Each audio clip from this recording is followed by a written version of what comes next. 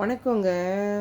யாருக்கெல்லாம் நெஞ்சு நெஞ்சு மூச்சு அடைப்பு வருது, மூச்சு அடைப்புனால ஹாஸ்பிட்டலுக்கு கூட போனால் இறந்துடுறாங்க, என்னத்துனால?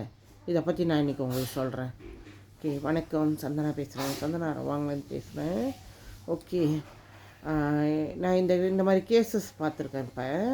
அதாவது இப்போ இல்லை, அது கொஞ்ச நாளாகவே இது நடந்துக்கிட்டு இருக்குது. ரொம்ப பேர் மூச்சு அடைக்குது, எனக்கு மூச்சோட கஷ்டமாக இருக்குது அப்படின்னு சொல்லி ஹாஸ்பிட்டலுக்கு போகிறீங்க. போயிட்டு ஐசியூ கொண்டு போகிறாங்க.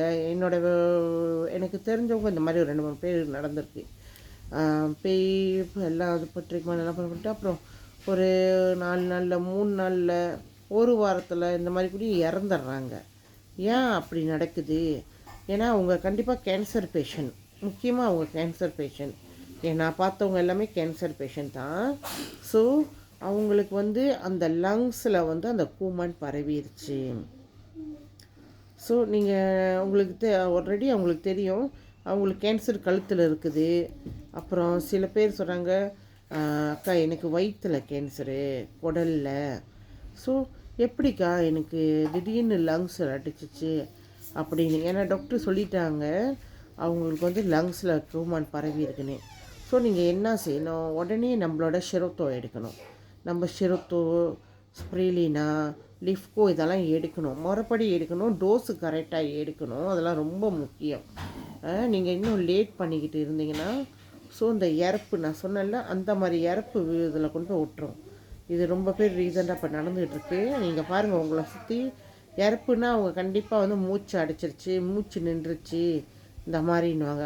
ஆனால் நீங்கள் கேளுங்க, அவங்க கேன்சர் பேஷண்ட்டாக தான் இருப்பாங்க கண்டிப்பாக. சில பேர் இல்லை அட்டாக்கில் இறந்துட்டாங்கன்றாங்க. கிடையாது, எனக்கு தெரிஞ்சு ரொம்ப பேர் இந்த மாதிரி சொல்கிறாங்க. பட் அவங்களாம் கேன்சர் பேஷண்ட்டு. என்கிட்ட கேட்டுட்டு போயிட்டு எடுக்காமல் விட்டவங்க இந்த சப்ளிமெண்ட்டு கேட்குறாங்க.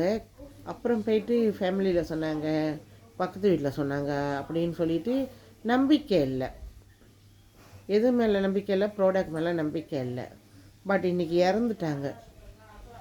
நம்பிக்கை இல்லாமல் போய் அவங்க அன்றைக்கே நம்பி இருந்தாங்கன்னா இன்றைக்கி அவங்களுக்கு இந்த பிரச்சனை வந்திருக்காது. ஸோ நம்பிக்கை ஒன்று இல்லாததுனால அவங்களுக்கு இன்றைக்கி இந்த மாதிரி நடந்துருச்சு. ஸோ நீங்களும் அப்படி இருக்காதீங்க தயவு செஞ்சு.